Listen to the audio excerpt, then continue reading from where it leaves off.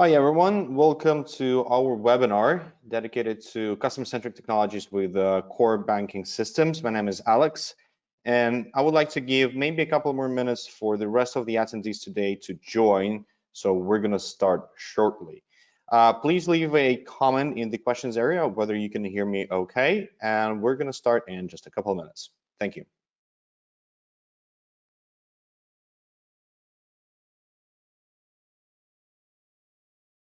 Okay, perfect. So let's get going. Hi again, everyone. My name is Alex Petronenko, Product Evangelist at Creatio. Today, I'm joined by Eric Hale, Director of Business Enablement in Creatio as well. Eric, say hi to our attendees today. Hey guys, and welcome. All right, perfect. Thank you, Eric.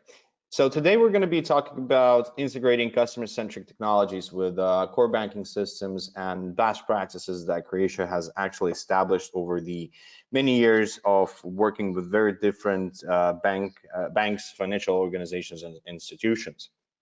And we're going to divide this into a couple of tracks where my dear friend Eric is going to be helping me out with some of the slides and some of the information.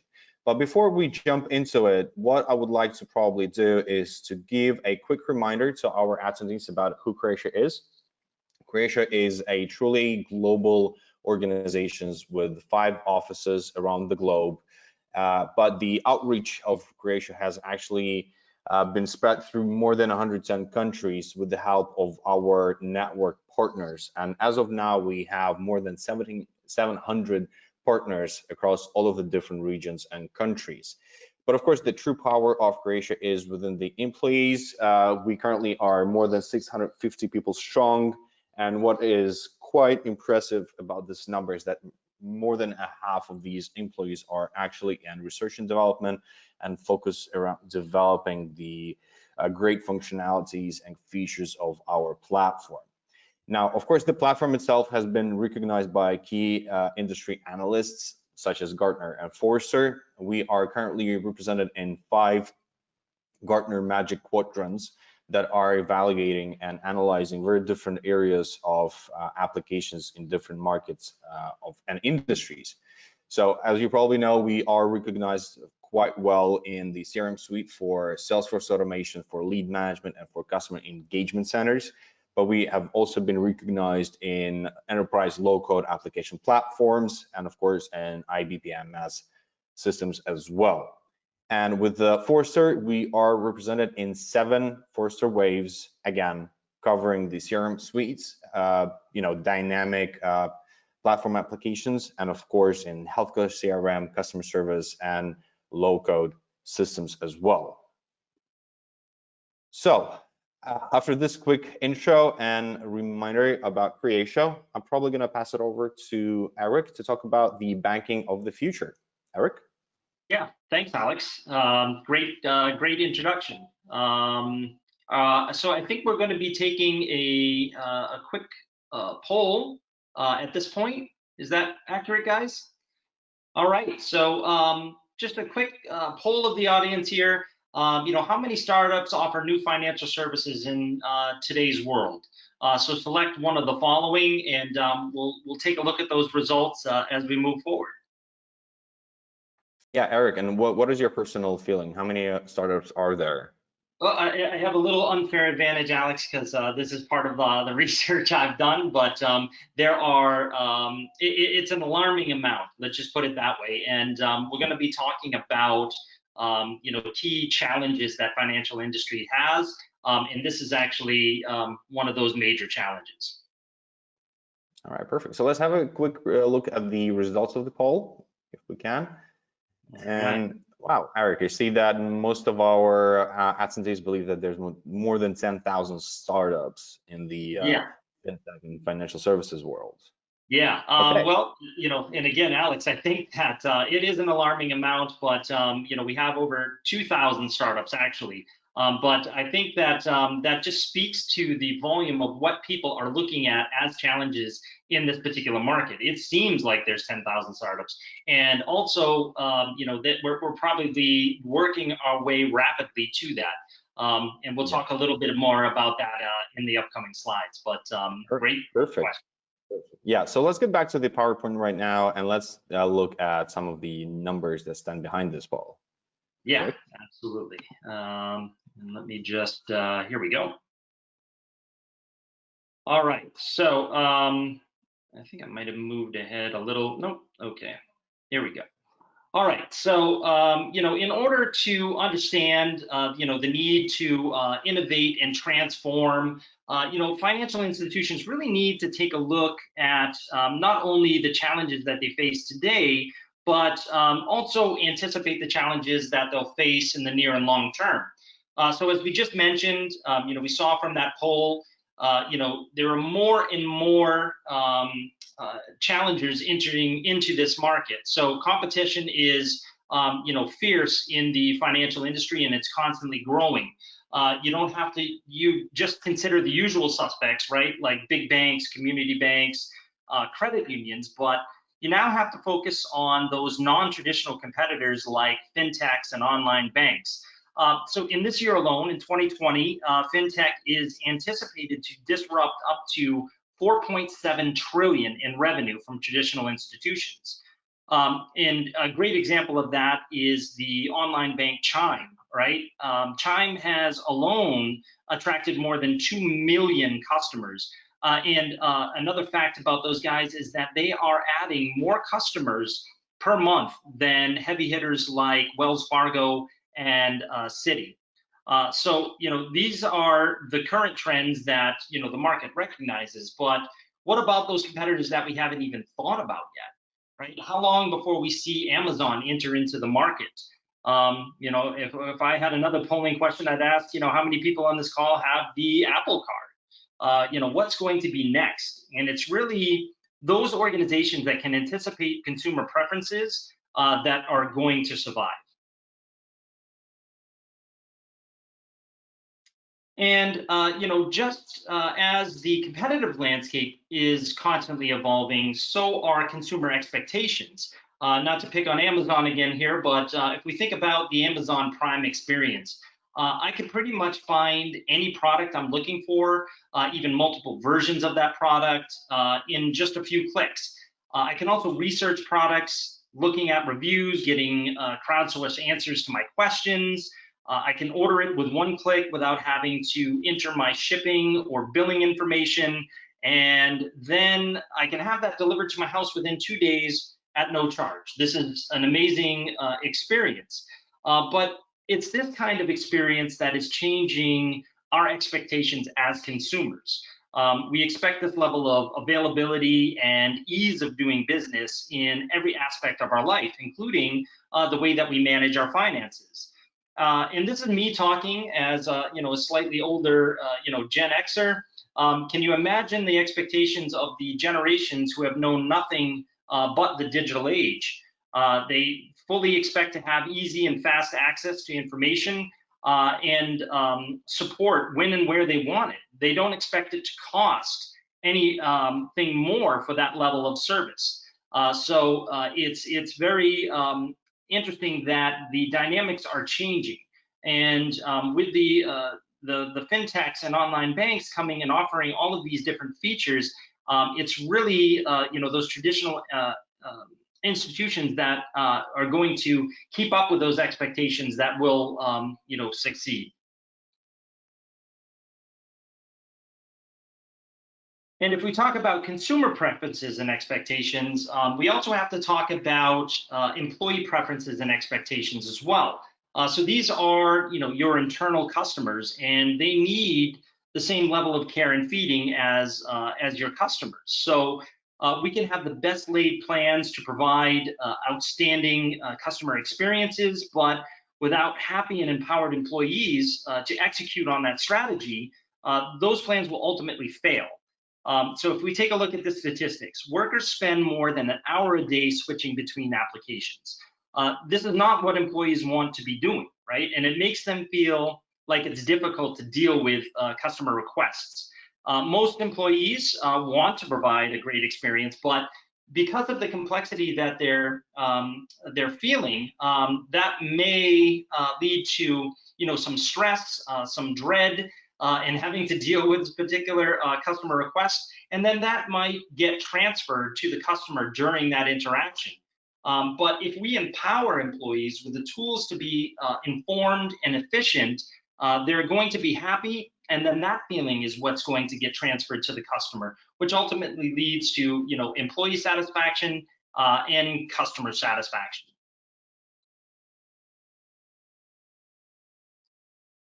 So in order to adapt to the changing consumer expectations and provide a differentiated level of customer experience, management teams also need visibility into the vast amounts of data that they're collecting on their customers.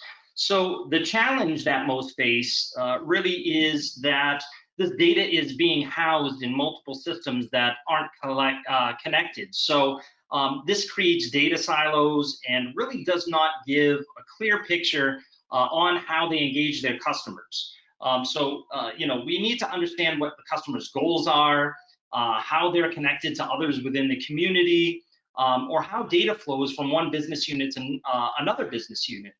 So if we look at this statistic, 50 to 60% of banks' business logic is duplicated in disparate systems. This really causes a dramatic loss in resources because that has to be updated in multiple systems, and it still does not interconnect those data silos. So this really has forced banks to try and manage customer experience and processes through legacy core systems that really weren't designed to provide customer profiles or actually interconnect those functions across the bank. So a great test of digital maturity is to ask any financial institution, how do they pull up customer data? Is it by name or is it by account number? Because traditionally, if we look at core banking systems, this is how they manage data. They look at everybody as an account number. And that really does not give that personalized customer-centric feeling to consumers. Okay, perfect. Eric, before we move forward, let's probably answer some of the questions from our audience today, right? And then we'll proceed with some additional slides there. So Eric, in your, during your part of the presentation, you were focusing a little bit more around banks, right? But the question from the audience is whether, Creatio and the offering that we have is also suitable for other types of financial organizations, for example, credit unions. Yeah, that's a great question. And, what we find, we did mention banks a lot, but the core processes amongst most financial institutions remain the same, right? Everything is about, deposits, account openings, lending. All of this is very common amongst other financial institutions, especially with credit unions. If we think about what credit unions are, they are really dedicated into the communities that they serve. Their members are, they call them members, not customers, are part owners of the organization. So providing great returns to them and providing them with the best tools and products that can be is really ultimately important. So again, those processes are, similar across many different types of organizations. So Creatio definitely is a fit for multiple types of financial institutions. All right. Well, perfect. Thank you very much for this answer, Eric. And yeah, I would want to just to comment on a few questions that, this session is being recorded, right? And you're definitely going to have access to the recording at a later stage.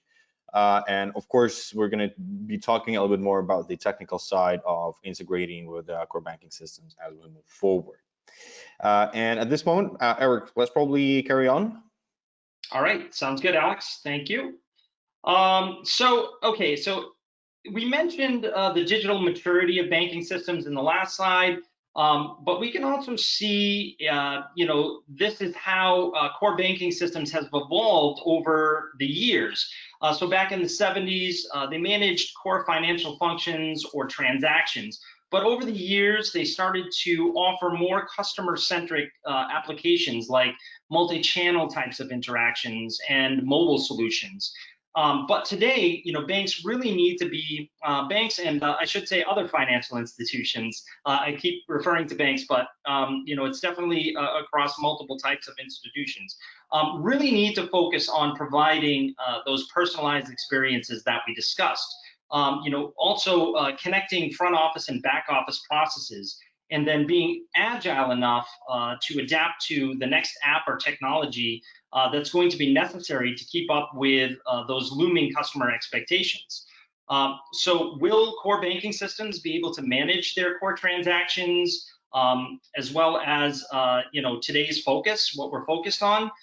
Maybe they're always evolving their technology, but that doesn't make it easy, and it can be expensive. So often, more often than not, the core banking system is not going to be able to manage those expectations, because they're not really focused on the profile of the customer, right? And they're not focused on being able to adapt to changes quickly.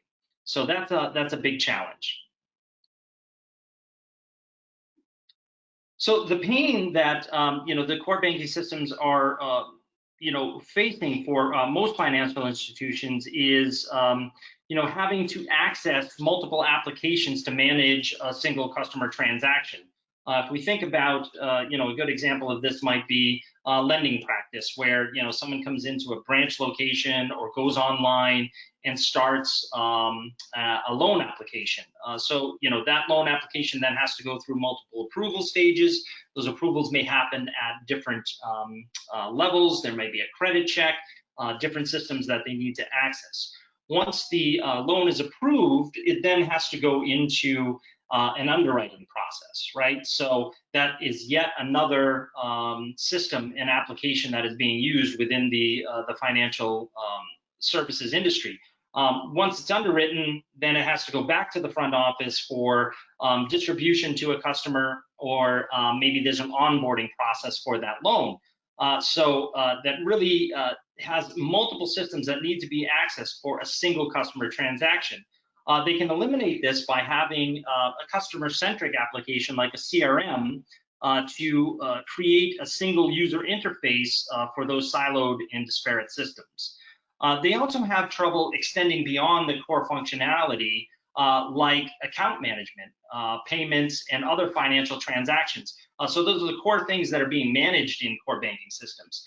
But they need a system that was designed specifically to manage customer-facing processes and create holistic customer profiles across their consumer base.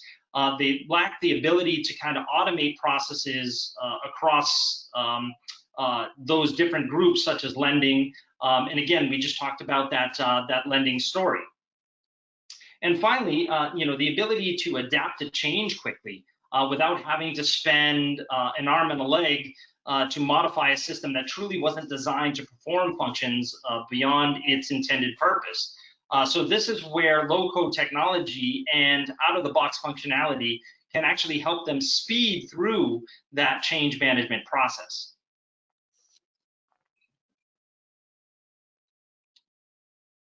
So to keep up with the perpetually changing environments, financial institutions really have to focus on making key changes to their business. They need to provide very personalized products, offering and services to their consumers to remain differentiated in their markets that they serve. They also need to focus on the technology that's going to support this high level of personalization and experience. Like connecting the front end and back office processes to create seamless experiences. We also have to do this without breaking the bank, so to speak, right? By customizing solutions that were not designed to do more than their intended purposes. And then, something that most organizations forget about is they need to use this technology to empower their teams to support their strategy. So they need the tools that can break down the data silos and create efficiencies across their entire organization. So that's just a quick wrap up of some of the challenges and some of the things that financial institutions have to focus on beyond their core banking systems. And Alex, I believe I'm turning it back over to you at this point to talk about how we can address that for them. Yes, absolutely. And thank you, Eric. Thank you very much. So definitely when we were thinking about these challenges and these problems, we definitely are looking back in our experience working with financial organizations and institutions. And we understand that they are actually quite addressable with the help of our, three superpowers, as we call them, right, Eric? And the superpowers that Creatio has as a vendor in two very different spaces for CRM and low code is definitely the fact that we, first of all, provide a unified CRM platform for marketing, sales, and service operations. And those are actually covering quite a lot of different processes for the end users and customer facing processes that we're going to be talking in just a few minutes. But of course, when we say processes, we definitely keep in mind that the core of our platform, the core of our solution is a very powerful BPM engine, business process management engine, that allows us to create customer facing, and user engaging, people centric processes, and as well fully automated business processes that are working behind the scenes and run integrations and data transformations and exchange. And of course, with the help of our local platform, we are as well able to go far beyond just the traditional CRM, right, and introduce to the users of the application different processes and even business applications. So if we kind of try to break down every kind of a key banking or any financial institution process into categories, we'll see that on the left hand side here, we've got all of them kind of structured together, right? There are the CRM processes for sales, marketing, and service. There are the front office processes for customer onboarding, for lending, for card operations, middle office, and of course the corporate services for internal employees. And then if we kind of look a little bit to the right, we'll see that all of these can as well be broken down into specific operations, into specific types of processes that the users are actually running and that they are taking care of on a daily basis, right? And of course, going more to the right, we can also see all of those specific components of our CRM platform, our local platform, and our business process management engine that allow us to embed this and implement this within our solution.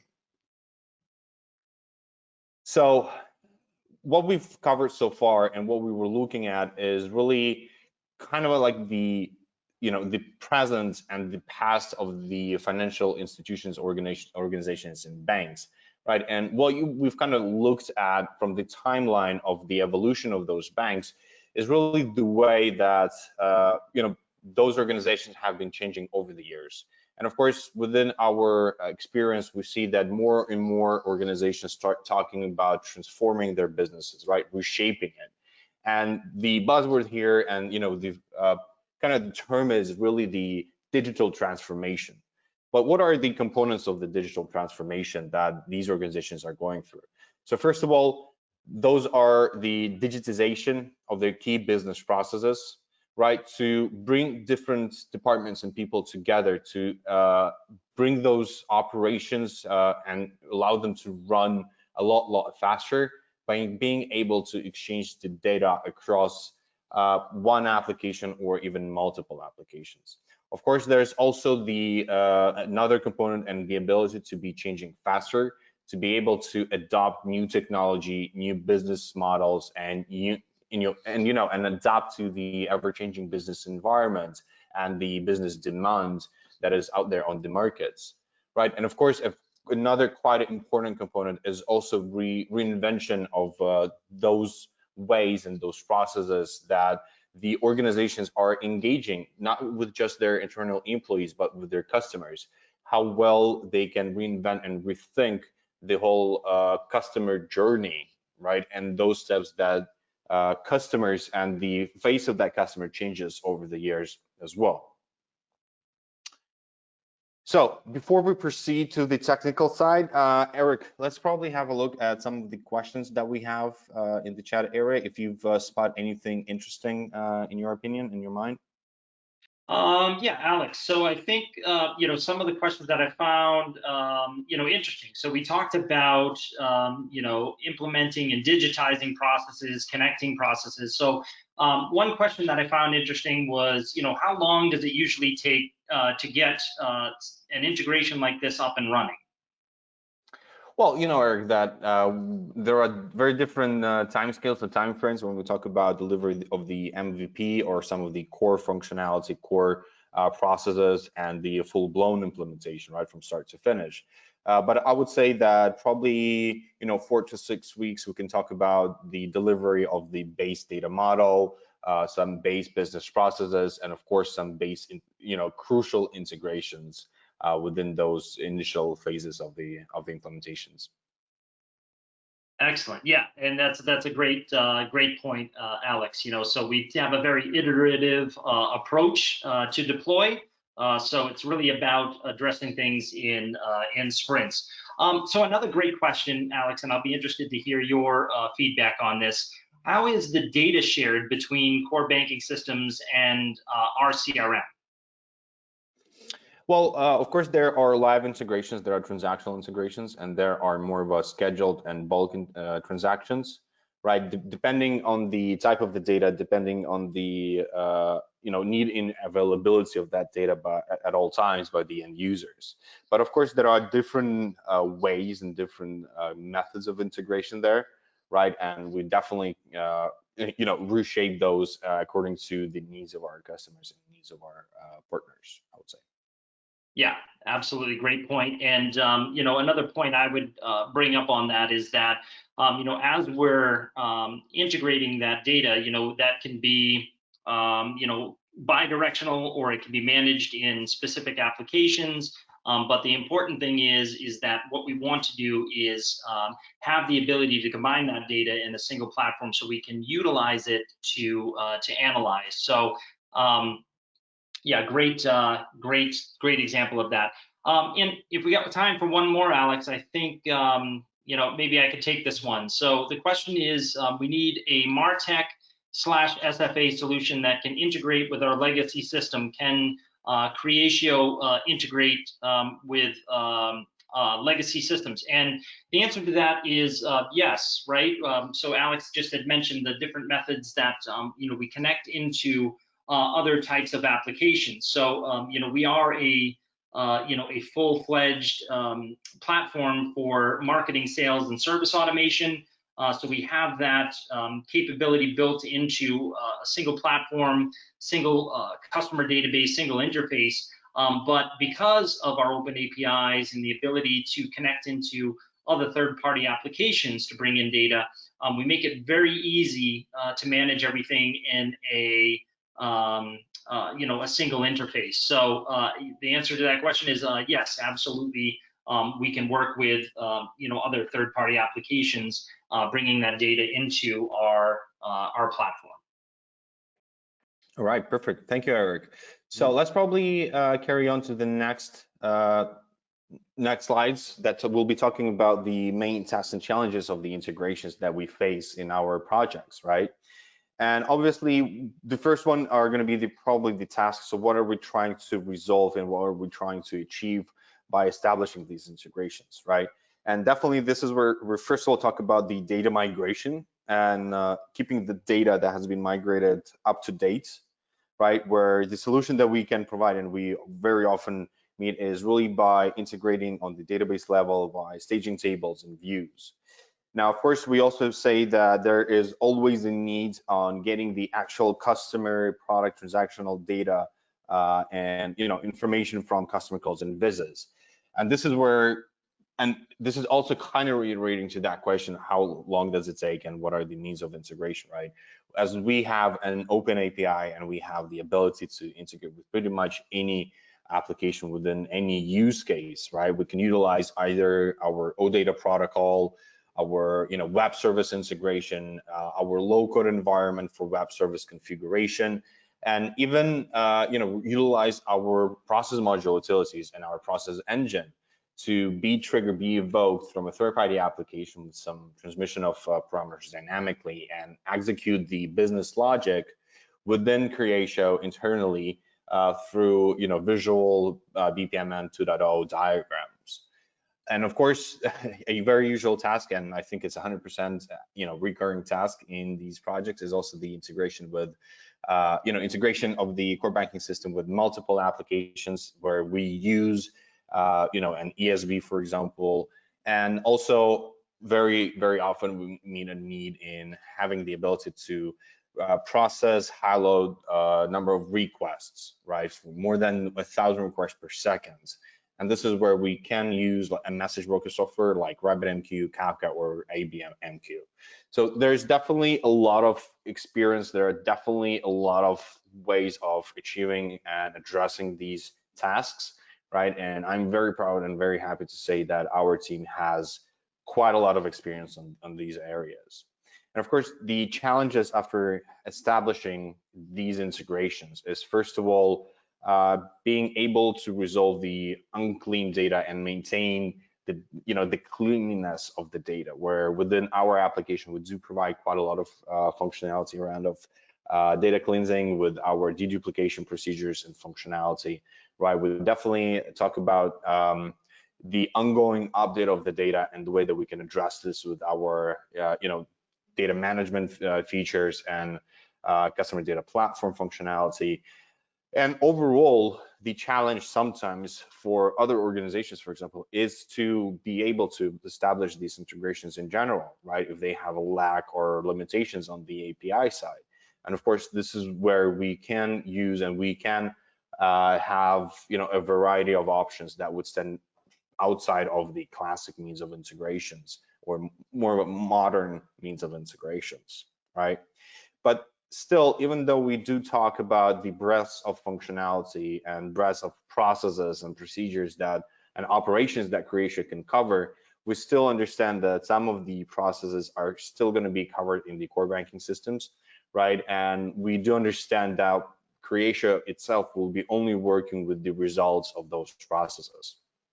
So for example, to such tasks and processes like transaction processing, interest processing and payment processing, we will not be handling those directly ourselves, but we will be collecting that information for example, like a customer 360 view on a single area, on a single page, to be able to use that in segmentation processes, for example, right? We definitely talk about such classic processes for core banking systems as loan disbursement and account management, whilst again, in Creatio, we will be using some of the components of those processes as a result of the processing, or maybe just exchange data with the core banking system to facilitate those processes that are going to be running outside of Creatio.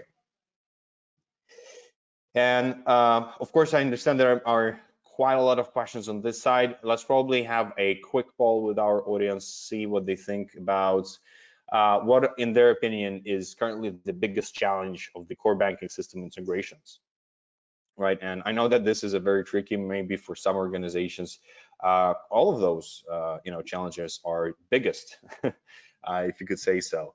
But Eric, what are your thoughts on this side? How would you predict the results of this poll?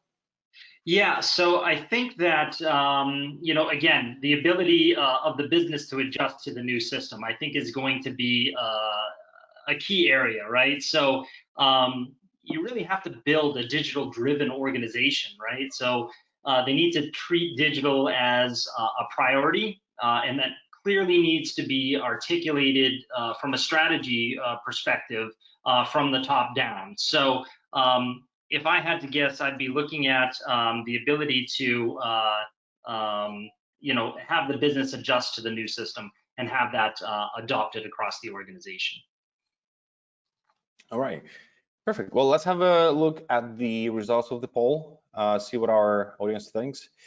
And interesting. Well, you see that the audience almost split 30% around, ability of a new system to meet business requirements, ability of the business to adjust to the new system, and almost 15%, or the rest of the 30, really around data migration, cost, and financial terms. So what do you think about these results, Eric? Yeah, I think that, again, they're all big challenges, but I had stated my opinion on the ability to adjust to the new system. But then again, we have to understand requirements and understand how technology is going to address them. And you know, a lot of organizations have legacy systems. They're not typically early adopters of new technology because it's hard to replace those legacy systems. That's where all your data is housed. So I can see that as a big challenge as well. Yeah. So that being said and mentioned, Eric, I believe we have another session on the questions and answers from our audience, and we let's see what we've got. You have anything in the chat area? Yeah, there's an interesting question here, and I hope I'm understanding it right. But you know, how easy is the acceptability of top banks in Canada to understand the necessity of changing and integrating technology to facilitate employees' jobs as well as upcoming results, especially because all of them already have their own interface and system. So I think that this is a great question that goes, you know, just beyond Canada as well. So you know, welcome to our friends from the north here. But I think this is you know, more of a global question as well. So we discussed you know, having all of these systems in place. So it's really about driving you know, the strategy. Everybody within the financial services industry wants to provide you know, very personalized, very exceptional customer experience, and they have many tools existing today to kind of help with that, right? So they have their own, they already have their own interface, they have their own back-end systems, but the problem is we're not able to you know, connect all of those different technologies that are helping them support that initiative today, right? So the idea behind you know, the bringing all of that data into a single interface is this. If you think about again, going into a branch location to calling into a contact center, that frontline front office employee may have to access 10 different applications just to manage a single transaction, right? So when we're talking to you know, management teams at banks, you know, we're looking at how do we streamline that process so that way we can, you know, one, empower employees with the ability to quickly and efficiently manage customer requests, but also, again, if an employee has a difficult time servicing that customer, if they're having to switch between screens, if they're having to rely on data from other systems, that does not make that experience for them very well either. So when we talk about gaining acceptance of that, you know, it's really a matter of going in and looking at that customer journey or that employee journey with the bank. What does that look like? How does that customer journey look today? How does that employee experience look today? Where are the gaps that we can fill with a single platform view of all of this data and easy accessibility? So we kind of map that out, and it's pretty easy to gain acceptability when you start to see you know, the cracks in the armor, as they say, within those organizations. So you know, it's really about you know, analyzing again that journey and then rethinking and redefining how that journey is going to be for the bank or financial institution. I keep saying bank. So another one that we have here, Alex, I think I'm going to let you handle this one because you are more of a technical guru than I am. But the question is, what is the security standards that are maintained while setting the integration with Creatio CRM and core banking systems, especially once the data is cached? Sure. Well, you know, there are multiple security approaches that we've established, right, through basically the development of our platform. And it's not a simple question when it gets to it, but probably one of the things that we need to mention that at all times we as well can establish a VPN tunnel between, you know, the core banking system and Creatio solution, just so that this, you know, connection is double protected through a secure level. And of course, you know, I would probably say that our technical team and our project management team will actually be able to follow up to this question with a better detailed answer, because they have, you know, met so many different occasions and so many different requests on this side that they would be probably the best to address this question. Absolutely agreed. And we know that the financial services industry is one of the most highly regulated industry. I think it's probably a tie between financial services and healthcare organizations. But it is our job to to ensure that we're meeting these standards across any industry. So as Alex had mentioned, our security teams are working very hard to ensure that we're meeting those standards. Yeah, absolutely. Okay, perfect. Well, I think that at this moment, this would be it from the presentation side and from the Q&A. Eric, thank you very much for joining me today on this webinar, and thank you very much to all of our participants and attendees, and thank you for the amazing questions that we've received. Just a quick reminder that we will be publishing this webinar to our channels and our websites, right? And of course, keep in mind that all times you can go to creatio.com and try try out the solution through a trial version that will give you a free 14-day access to the platform. Thank you all again. Thank you very much, and have a great day. Great. Thank you, guys.